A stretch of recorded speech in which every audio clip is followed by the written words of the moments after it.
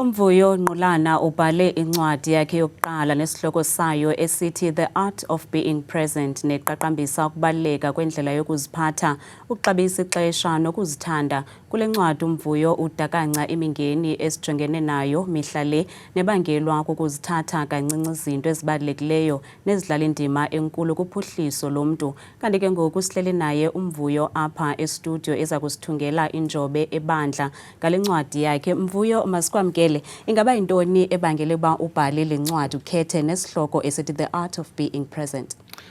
Mandikubulele Lisa, ndibulise nakubabukeli bonke bendaba zethu. Le ncwadi Lisa, njengobusitsho, incwadi ejonge ukuxhobisa abantu. Singabantu we going phansi koxinzelelo olukhulu. Ingxaki zemali, imisibunqongophala kwemisebenzi, ukungabi naxesha nosapho ekhaya ngenxa yento yoba uzama ukudibanisa izinto, imali, imisebenzi, yonke leyo nto.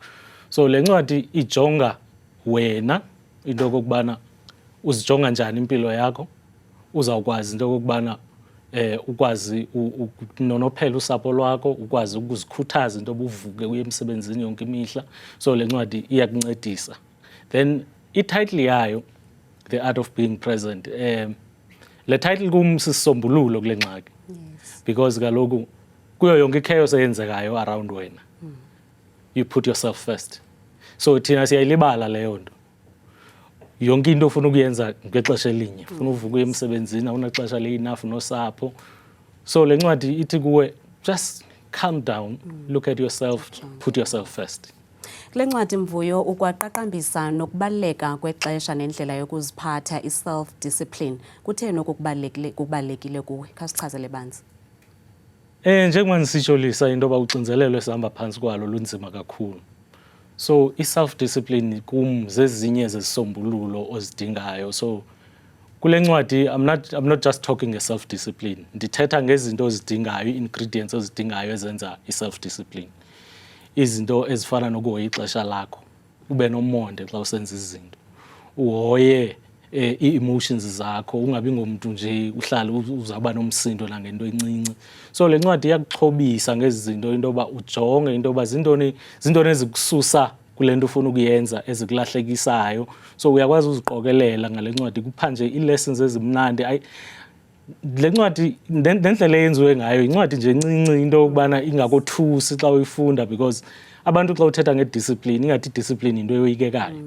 Kanti idiscipline nje zezi elements ndikunika zona, into yoba just look at umsindo wakho, look at safeguard ixesha lakho, jonga ii-friends zakho, into yoba ngabantu abanjani around wena. So yonke into oyenzayo izawuba lula once you understand ezi zinto.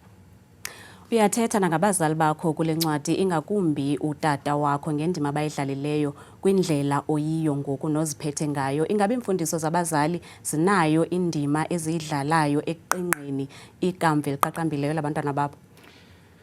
Ya, kakhulu Lisa. You know, xa ndinothetha ngabazali bam kungasakube kusasa le bulletin ngeke kube naxesha. Abazali bam ngabantu abamxabisileyo umuntu ozithandayo, umuntu ozixabisileyo nayo. So ekhaya idiscipline into ebaluleke kakhulu kunangoku. But xa ndithetha ngabazali bam kule ncwadi, andithi kuwe wena mntu ufundayo, funda le nto ithethwe ngabazali bam. But what I'm saying kuwe into okokubana khawujonge ngasemva nawo abakho abazali babakuxhobise ngantoni. Khawuchube kwezinto bakuxhobise zona ukulungisa iingxaki zakho kule ndawo kuyo ngoku.